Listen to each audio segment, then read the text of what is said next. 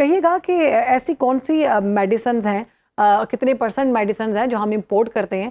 کیونکہ زیادہ تر تو ہم یہی دیکھتے ہیں کہ مصنوعی قلت پیدا کی جاتی ہے ہمارے اپنے لوگوں کی جانب سے، صرف اس لیے کہ ایک موقع مل گیا ہے، بہانہ بنا لیتے ہیں اور لوگوں کی جانوں کے ساتھ کھیلتے ہیں وہ، جبکہ وہ چیزیں ہم اپنے گھر میں بنا رہے ہوتے ہیں۔ صرف بہانہ کہنا تو غیر مناسب ہوگا، بلکہ موت بیچنے کا کاروبار جو ہے وہ اب عام ہے، کیونکہ جو نگراں حکومت لاسٹ آئی تھی 18 فروری 2024 کو، انہوں نے دوائیوں کی قیمتیں جو پہلے کنٹرول ہوتی تھیں، گورنمنٹ کہتی تھی کہ اس دوا کی یہ قیمت ہوگی، انہوں نے کنٹرول ہی ختم کر دیا تھا۔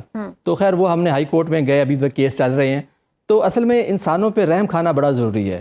ابھی جب پہلے ہوتا تھا کہ کمپنی کا پرائس کنٹرول ہوتا تھا تو ڈاکٹروں کو پیسے دینے کے لیے بڑی لمیٹڈ بجٹ ہوتا تھا، اب جو ہے وہ کھلے عام ہے، سرے عام ہے، جنہ کے لاؤ، جس ڈاکٹر ڈاکو صاحب کے ساتھ جتنی کمپنی پہلے تھا، فارماسیوٹیکل کمپنیاں سیمپل دیتی تھیں یا لٹریچر دیتی تھی، بتاتی تھیں، میڈیکل ریپ جاتے تھے، اب ایسا نہیں ہوتا۔ اب جو ڈاکٹر صاحب کہتے ہیں جی مینو کی دیو گے، تو اب جب میڈیسنز کے معاملے میں یہ جنگ کے حالات میں، اچھا جنگ کے حالات میں تو اب یہ ہے کہ پاکستان میں جو ایلوپیتھک میڈیسنز ہیں اس میں 80% جو را مٹیریلز ہیں وہ بھی باہر سے آتے ہیں۔ ٹھیک ہے، جو ہم کہتے ہیں نا لوکل انڈسٹری ہماری ہے اور ہم بنا رہے ہیں، نہیں، اس میں بھی کیونکہ جو 43% را مٹیریلز ہیں وہ انڈیا کے سورس سے آتے ہیں اور 35% جو ہے چائنا کی طرف سے آتے ہیں، باقی اراؤنڈ دا ورلڈ آتے ہیں۔ تو تقریباً جو میڈیکل ڈیوائسز ہیں، اسٹینڈز، سرنج، کنولا، وہ تقریباً پاکستان میں 95% جو ہے امپورٹ ہو رہی ہے۔ پاکستان میں صرف سرنج ہے جو 8 کروڑ مہینے کی چاہیے ہوتی ہے، جس میں 6 کروڑ ہم پاکستان میں بناتے ہیں، باقی امپورٹ کرتے ہیں۔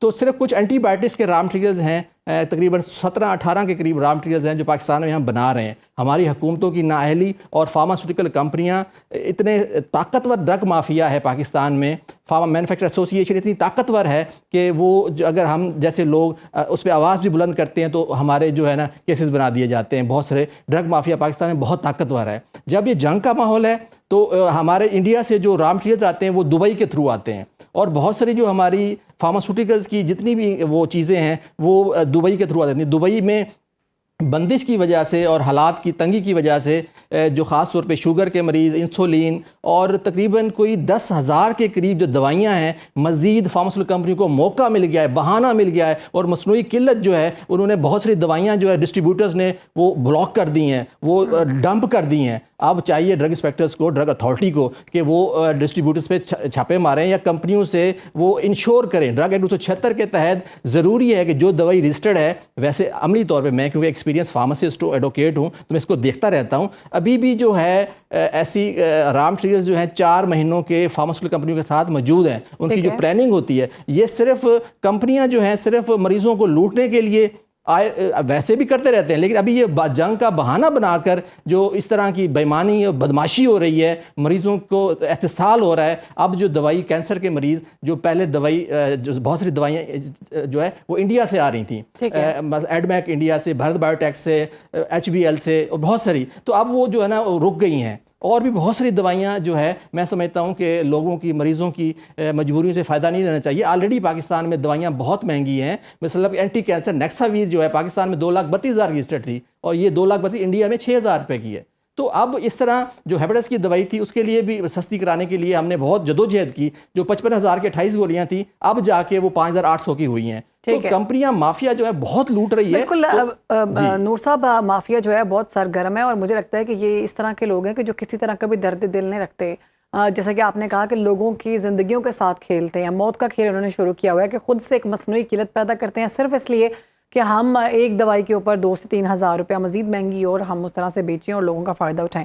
اچھا، نہ صرف دوائیاں بلکہ بچوں کے فارمولا ملک کی اگر ہم بات کریں، 3,000 سے 5,000 روپے تک اس کو مہنگا کر دیا گیا ہے۔ ہماری ریگولیٹری اتھارٹیز جو ہیں وہ کیا کام کر رہی ہیں؟ وہ کیا آرام سے سو رہی ہیں؟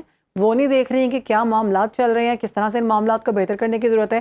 بچوں کے لیے بھی اب ہمیں سوچنا پڑے گا کہ کون سا ایسا فارمولا ملک ہے جو پاکستان میں ہی صرف ملتا ہے تو وہ پلایا جائے۔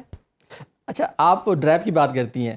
ڈریب میں پچھلے چند سال پہلے ایک CEO ڈریب تھے، اسلم افغانی صاحب، اسلام آباد ہائی کورٹ میں ہم گئے اور ثابت کیا کہ یہ ایک ملٹی نیشنل کمپنی کے مالک ہیں، اور ہائی کورٹ نے کہا کہ اس کو ختم کریں۔ اسی طرح پچھلے جو ایک مردہ شخص تھے وہ ڈریب کے سربراہ بن گئے تھے۔ جو اصل میں جو فارماسیوٹیکل کمپنیاں ہیں، ملٹی نیشنلز اور نیشنل بڑی بڑی کمپنی اتنی طاقتور ہیں کہ اپنی مرضی کے ہی لوگ لاتی ہیں۔ ایک چیز دوسری چیز یہ ہے کہ دودھ اور بہت سارے جو وٹامنز ہیں اس پہ ڈاکٹر صاحبان ڈاکو صاحبان جو ہیں وہ جان بوجھ کے نسخے میں لکھتے ہیں، ایک دو تین اینٹی بائیوٹکس لکھتے ہیں، غیر ضروری دوائیاں لکھتے ہیں اور مریض پہ بوجھ رہتا ہے. تو ملک فارمولا ملک ہے تقریباً پاکستان میں بن رہا ہے، اس میں تقریباً اب 50% مطلب لوکل مینوفیکچرنگ را مٹیریل تو ٹھیک ہے باہر سے آ رہا ہے، لیکن وہ بعض دفعہ جو ڈاکٹرز ہیں وہ صرف اپنے پیسے اور فارما کمپنیز کے ملی بھگت کی وجہ سے بعض دفعہ بچوں کو ضرورت نہیں ہوتا، غیر ضروری طور پہ لکھوایا جاتا ہے. اس پہ جو ہے اس مافیا پہ اس پہ انٹرنیشنل ہالی ووڈ اس پہ موویز بھی بنا چکا ہے. اب دیکھیں بات یہ ہے کہ انسانوں کی مجبوری سے جو ہے نا جو مریض ہوتا ہے نا وہ بیچارہ قابل رحم ہوتا ہے. اب ڈاکٹر ڈاکو صاحب جو ہے نا اس کو چاہے وہی سیم دوائی جو ہے ایک ہی دوائی جو ہے وہ 1000 روپے کی بھی ہے اور وہ 20,000 روپے کی بھی ہے. اب جو 20,000 کی وہی سیم دوائی جو ہے وہ ڈاکٹر ڈاکو صاحب اس وجہ سے لکھتے ہیں کہ اس میں اس کا کمیشن ہوتا ہے. اب فارماسیوٹیکل ایتھکس ہے نہیں. ٹھیک ہے، بہت شکریہ. ہمارے ساتھ موجود تھے نور مہر صاحب، اس سارے معاملے کے حوالے سے بات کرتے